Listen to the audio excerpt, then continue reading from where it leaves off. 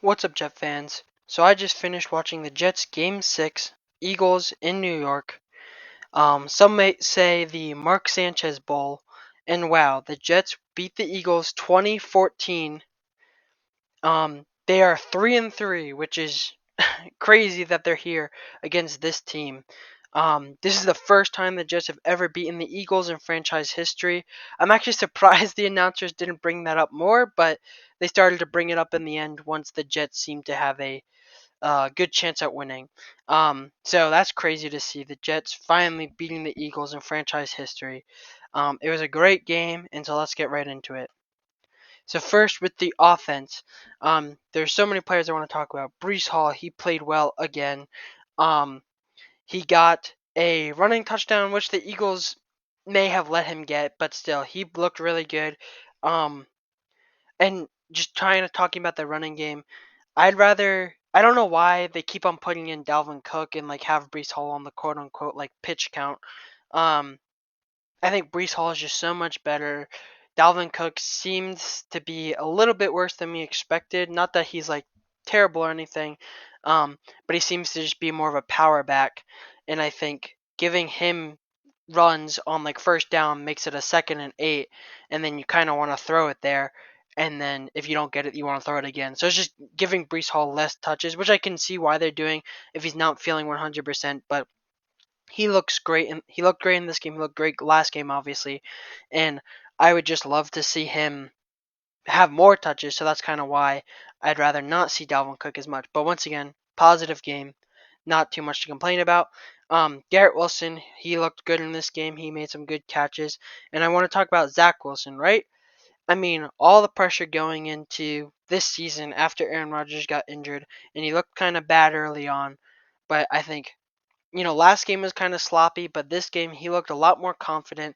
He seems to be playing with more confidence. Is he great? No, but he's definitely um he's definitely allowing the Jets to stay in game. So this I love this Zach Wilson, this version of Zach Wilson, and he has some weapons and tools around him. And hey, he just went toe to toe against the Eagles, which was actually the undefeated team, the only undefeated team at the time of playing. Um, Once again, another complaint, even though the Jets played really well this game, they were just not good in the red zone. I mean, other than the Breece Hall run, which, once again, the Eagles kind of let happen, which I'm not going to complain about. I say go get the points. I don't care about the timing and stuff. Get the points. Just that's how you win game. You win games by getting points. So I'm not too mad about that. But Greg Zerling, once again, another big game for him. 4 field goals. Um, he seems to be one of the top point getters on this team. So yes, I would like to see some improvement in the red zone, or as Hackett calls it, the gold zone, I suppose. But once again, can't complain too much. They beat the Eagles 2014, and lots of that is because of the defense. And oh my gosh, against this offense, the defense looked great. Um, and let's not forget, the Jets had 4 cornerbacks injured, 4 players on the exact same position on one of the most important positions on the defense, I'd say. They had 4 of them injured. And so that's great to see. I mean, obviously that sucked, but that's great to see how good they played with those 4 injuries. This is a Jets team obviously not playing with full strength because Aaron Rodgers got injured in the first 4 snaps. But beyond that, this is a Jets defense not playing at full strength. 4 cornerbacks all injured, and they played great. So this team is deep on defensive depth and great on defense. They had 4 takeaways, which once again, with 4 cornerbacks injured, 4 takeaways is crazy. Most notably, the Williams brothers, both of them had takeaways. Quinnen Williams actually got his first interception in his career, which he plays defensive tackle, so obviously that's understandable, but it's great to see him get that. And I mean, it was funny to see him run.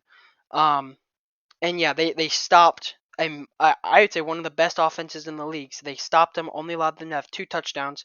Um, and so yeah, and also another one of the matchups we were looking at, the Eagles' offensive line with like the tush push and everything, which they weren't able to do this game actually, but that's one of the best offensive lines in the league, if not the best offensive line in the league.